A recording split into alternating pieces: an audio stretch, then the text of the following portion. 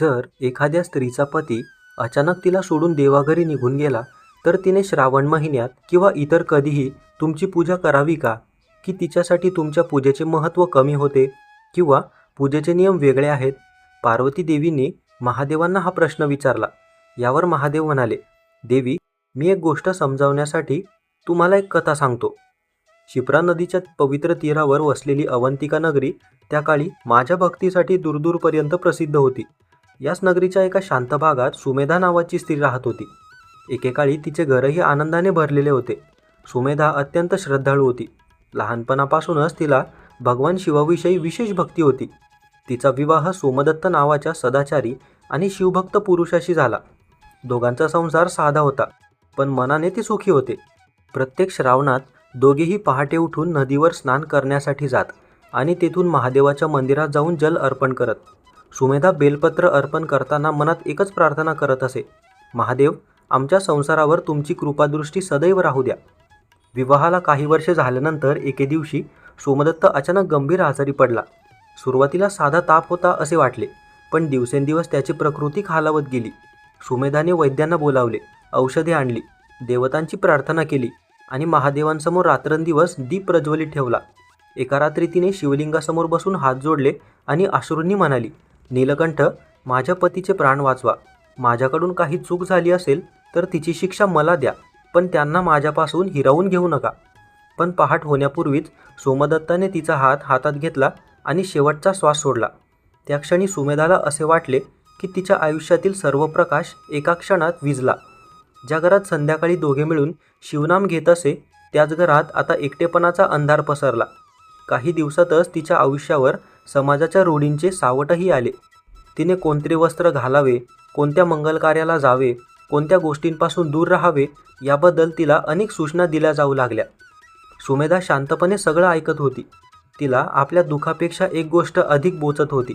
ज्या लोकांनी तिला आयुष्यभर महादेवाची भक्ती करताना पाहिले होते, तेच लोक आता म्हणत होते, आता तुझा काळ बदलला आहे.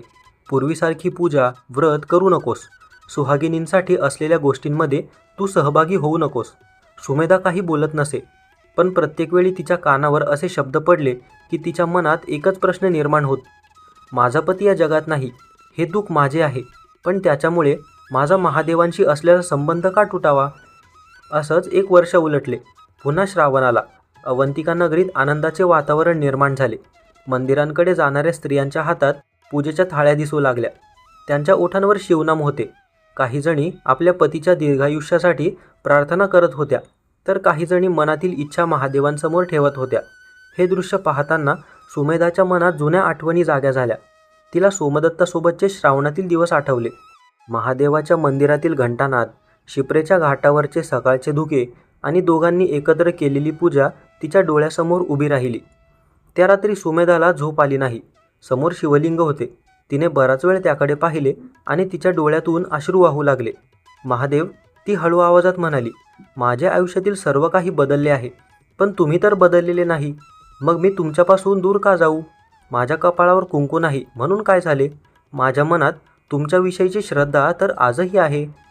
पुढच्या दिवशी पहाटेच सुमेधा शिप्रा नदीच्या घाटावर गेली. नदीचे पाणी शांतपणे वाहत होते. तिने हातात पाणी घेतले आणि आकाशाकडे पाहिले. तिच्या मनात एक ठाम निर्णय आकार घेत होता. तिला आपला प्रश्न कोणत्याही गावकऱ्याला विचारायचा नव्हता. तिला असं कोणीतरी हवा होता, ज्याला वेद, धर्म आणि साधनेचे खरे ज्ञान असेल आणि जो तिला फक्त सामाजिक रूढींचे उत्तर देणार नाही. अवंतिकेच्या बाहेर एका प्राचीन वटवृक्षाखाली एक वृद्ध वेदज्ञ ऋषी राहत होते. त्यांचे नाव आचार्य वामदेव होते. अनेक वर्षांपासून ते तिथे तपश्चर्या करत होते. दूरदूरच्या गावातून लोक आपल्या मनातील प्रश्न घेऊन त्यांच्याकडे येत असे. सुमेधाने त्यांच्याकडे जाण्याचा निर्णय घेतला. दुपारच्या वेळी ती त्यांच्या आश्रमात पोहोचली. ऋषी ध्यानात बसले होते. सुमेधा काही वेळ शांतपणे उभी राहिली. ऋषीने डोळे उघडले आणि तिच्याकडे पाहताच जणू तिच्या मनातील वेदना ओळखली. त्यांनी काहीही विचारण्याआधीच म्हणाले, पुत्री, तुझ्या मनात अनेक दिवसांपासून एक प्रश्न आहे, तो आज विचारून घे. सुमेधा त्यांच्या चरणांशी बसली. तिच्या डोळ्यात अश्रू होते. ती म्हणाली, गुरुदेव, माझा पती या जगात नाही. त्याच्या जाण्याने माझे आयुष्य बदलले. लोक म्हणतात की आता मला पूर्वीसारखी पूजा, व्रत करण्याचा अधिकार नाही. विशेषतः श्रावणात महादेवांची पूजा करू नये, काही व्रत करू नये असे मला सांगितले जाते. पण गुरुदेव, मला एक गोष्ट समजत नाही. माझा पती गेला म्हणून माझा महादेवांशी असलेला संबंधही संपला आहे का? ऋषी वामदेव म्हणाले, तुझा प्रश्न साधा नाही पुत्री, कारण तू मला केवळ पूजा करावी की करू नये असं विचारत नाहीस. तू विचारतेस की दुःखानंतर देवाशी असलेले नाते बदलते का? सुमेधा त्यांच्या उत्तराची वाट पाहत राहिली. पण ऋषींनी लगेच हो किंवा नाही असे सांगितले नाही. त्यांनी जवळ ठेवलेला कमंडलू उचलला, त्यातून थोडे पाणी शिवलिंगावर अर्पण केले आणि पुढे म्हणाले, तुला या प्रश्नाचे उत्तर शब्दांमध्ये सांगितले तर कदाचित तू ते ऐकशील, पण तुला ते हृदयाने समजावे लागेल. यासाठी मला तुला एक प्राचीन काळातील कथा सांगावी लागेल. या कथेत एका स्त्रीने अगदी तुझ्यासारखाच प्रश्न विचारला होता. सुमेधाचे लक्ष एकदम ऋषींकडे गेले. माझ्यासारखाच? तिने हळू आवाजात विचारले. ऋषी म्हणाले, हो. आणि तिच्या प्रश्नाचे उत्तर मिळेपर्यंत तिला स्वतःच्या भक्तीचाही खरा अर्थ कळला नव्हता. सुमेधा आणखी जवळ सरकली. ऋषींच्या चेहऱ्यावर एक शांतता होती. ऋषी म्हणाले, पण ही कथा सुरू करण्यापूर्वी मला तुझ्याकडून एका प्रश्नाचे उत्तर हवे आहे. सुमेधा तिथे गोंधळली. ती म्हणाली, गुरुदेव, काय प्रश्न आहे? ऋषींनी विचारले. सुमेधा, तुला महादेवांची पूजा करायची आहे हे मला समजले, पण जर महादेवांनी तुझ्यासमोर स्वतः प्रकट होऊन तुला काय हवे आहे ते माग असे विचारले तर तू त्यांच्याकडे नक्की काय मागशील? तिने डोळे खाली केले आणि हळू आवाजात म्हणाली, गुरुदेव, मी तुम्हाला खोटे बोलणार नाही. मला माझे हरवलेले सुख परत हवे आहे. मला माझे पती सोमदत्त पुन्हा हवे आहेत. माझे घर पुन्हा पूर्वीसारखे भरलेले पाहायचे आहे.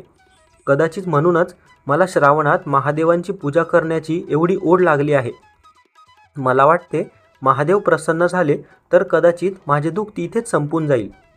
ऋषी वामदेव काही क्षण शांत राहिले आणि म्हणाले, पुत्री, तुझ्या मनात ही इच्छा निर्माण झाली म्हणून तुझी भक्ती खोटी होत नाही.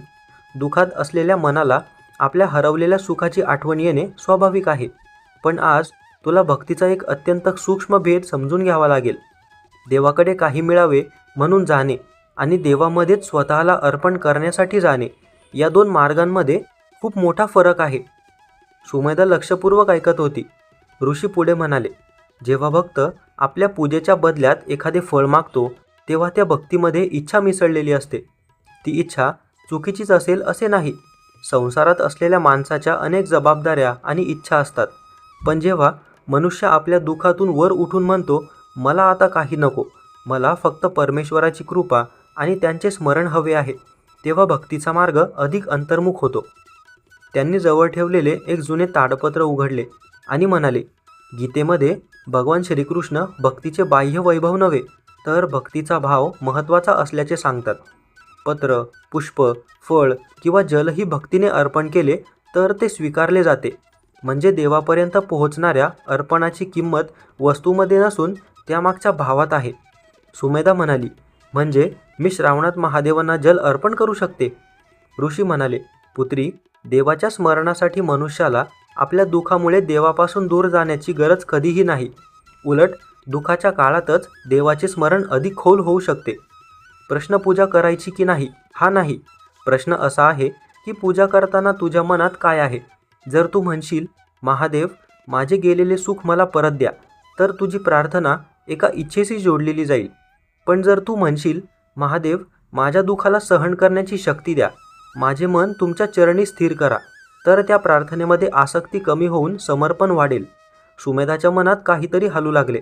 पण गुरुदेव, ती म्हणाली, माझ्या पतीची आठवण येते तेव्हा मी काय करू? त्यांच्या आठवणींना मी मनातून कसे काढू? यावर ऋषींनी उत्तर दिले, आठवणी पुसायच्या नसतात पुत्री, त्यांच्याशी असलेली वेदनादायक आसक्ती बदलायची असते. सोमदत्त तुझ्या आयुष्याचा एक पवित्र भाग होता. त्याच्यावर तू प्रेम केलेस, त्याच्यासोबत संसार केला, त्याच्यासोबत महादेवांची पूजा केलीस. त्या आठवणींचा अपमान करू नकोस, पण त्या आठवणींना तुझ्या उरलेल्या जीवनाचे ओझेसुद्धा बनवू नकोस. त्यांना महादेवांच्या चरणी अर्पण कर. ऋषींचा आवाज आणखी गंभीर झाला. गीतेतील कर्मयोगाचाही हाच संदेश आहे. कर्म करावे, पण त्याच्या फळाची आसक्ती ठेवू नये. फळाची अपेक्षा मनाला बांधून ठेवते. समर्पण मनाला हळूहळू मुक्त करते. सुमेधा बराच वेळ काही बोलली नाही. तिला जाणवत होते की आतापर्यंत ती महादेवांकडे भक्ती करण्यासाठी जात नव्हती, ती आपल्या दुःखाचे उत्तर मागण्यासाठी जात होती. तिच्या प्रत्येक प्रार्थनेच्या मागे एक अदृश्य अट होती, माझे दुःख दूर करा. पण आज पहिल्यांदाच तिच्या मनात दुसरी प्रार्थना आकार घेत होती, माझ्या दुःखातून मला तुमच्यापर्यंत पोहोचण्याची शक्ती द्या. ऋषी म्हणाले, आणि लक्षात ठेव सुमेधा, स्त्रीचे वैवाहिक जीवन बदलले म्हणून तिच्या अंतःकरणातील ईश्वरभक्ती संपत नाही. बाह्य सामाजिक रूढी आणि वैयक्तिक साधना यांना एकच समजणे योग्य नाही. देवाला अर्पण करण्यासाठी सर्वात प्रथम आवश्यक असते ते शुद्ध अंतःकरण. म्हणूनच तुझ्यासाठी श्रावणातील शिवस्मरण हा दुःख विसरण्याचा नव्हे, तर दुःखाचे रूपांतर करण्याचा मार्ग होऊ शकतो. त्या दिवसापासून सुमेधाने आपल्या मनात एक नवा संकल्प केला. ती श्रावणातील पुढच्या सोमवारी महादेवांच्या मंदिरात जाणार होती. पण यावेळी ती सोमदत्ताला परत मागणार नव्हती. ती स्वतःच्या मनासाठी काहीतरी मागणार होती, ते म्हणजे शांती, धैर्य आणि शिवभक्ती. श्रावणातील पहिला सोमवार उजडला. सुमेधाने साधी वस्त्रे परिधान केली आणि हातामध्ये एक छोटा तांब्याचा कलश घेतला. त्यामध्ये तिने शिपरेचे स्वच्छ पाणी भरले आणि हळूहळू महादेवांच्या मंदिराकडे निघाली. मंदिराच्या प्रांगणात पोहोचताच तिचे हृदय वेगाने धडधडू लागले. इतके दिवसांनी ती पुन्हा त्या गाभाऱ्यात प्रवेश करणार होती. पण दाराशी पोहोचताच तिला एक विचित्र गोष्ट जाणवली. मंदिराच्या एका कोपऱ्यात एक अनोळखी साधू बसला होता. सुमेधा त्याच्या जवळून पुढे जाणार इतक्याच तो साधू डोळे न उघडताच म्हणाला, आज पुन्हा त्याच्याकडे काहीतरी मागायला आलीस? सुमेधाचे पाऊल जागच्या जागीच थांबले. तिने आश्चर्याने त्या साधूकडे पाहिले. आपण मला ओळखता? साधूने डोळे उघडले. त्याची नजर थेट सुमेधाच्या डोळ्यांमध्ये स्थिर झाली. तू मला ओळखत नशील, तो म्हणाला, पण तुझ्या मनातील प्रश्न मला माहीत आहे. हे ऐकून सुमेधाच्या अंगावर शहारा आला. साधू पुढे म्हणाला, तू महादेवांकडे तुझे गेलेले सुख मागण्यासाठी आली आहेस. पण आज तुझ्या हातून अशी पूजा होणार आहे जी तुझ्या मनातील हा प्रश्न कायमचा बदलून टाकेल. सुमेधा काही बोलण्याआधीच साधूने शिवलिंगाकडे पाहिले आणि शांत स्वरात म्हणाला, आज तुझ्या शिवलिंगासमोर पूजा करणार आहेस, त्याच्यासमोर उद्या तुला तुझ्या आयुष्यातील सर्वात मोठे उत्तर मिळणार आहे. हे वाक्य तिच्या मनात पुन्हा पुन्हा फिरत होते. साधूने आणखी काही सांगितले नाही. तो पुन्हा डोळे मिटून ध्यानात बसला. सुमेधाने त्याच्याकडे पाहिले आणि नंतर शांतपणे मंदिराच्या गाभाऱ्याकडे वळाली. तिच्या हातातला कलश आता जड वाटत नव्हता. तिच्या मनातही कालसारखी अस्वस्थता नव्हती. तिने शिवलिंगासमोर उभी राहून डोळे मिटले आणि मनात म्हटले, महादेव, आज मी तुमच्याकडे काही मागण्यासाठी आलेली नाही. मला फक्त तुमच्यासमोर मन मोकळे करायचे आहे. तिने हळूहळू शिवलिंगावर जल अर्पण केले, बेलपत्र ठेवले, हात जोडून ओम नमः शिवायचा जप सुरू केला. काही वेळाने तिच्या डोळ्यांमधून अश्रू वाहू लागले. पण आज त्या अश्रूंमध्ये पूर्वीसारखी तक्रार नव्हती. तिला सोमदत्ताची आठवण येत नव्हती. पण त्या आठवणींना धरून ती महादेवांकडे त्याला परत मागत नव्हती. तिच्या मनात प्रथमच एक वेगळी भावना निर्माण झाली होती. जे घडले ते मी बदलू शकत नाही, पण त्या दुःखातून मी तुटून पडायचे की महादेवांच्या चरणी स्वतःला अर्पण करायचं हे मी ठरवू शकते. पूजा पूर्ण करून ती बाहेर आली तेव्हा तो साधू तिथे नव्हता. तिने मंदिराच्या प्रत्येक कोपऱ्यात त्याला शोधले. मुख्य दरवाजाजवळ पाहिले, मंदिराच्या मागच्या बाजूला पाहिले, अगदी नदीच्या घाटापर्यंत जाऊनसुद्धा पाहिले, पण तो कुठेच दिसला नाही. शेवटी ती ऋषी वामदेवांच्या आश्रमात परतली. तिच्या चेहऱ्यावर आश्चर्य आणि कुतूहल दोन्ही होते. ऋषींनी तिला पाहताच विचारले, आज तुला काही वेगळे जाणवले का?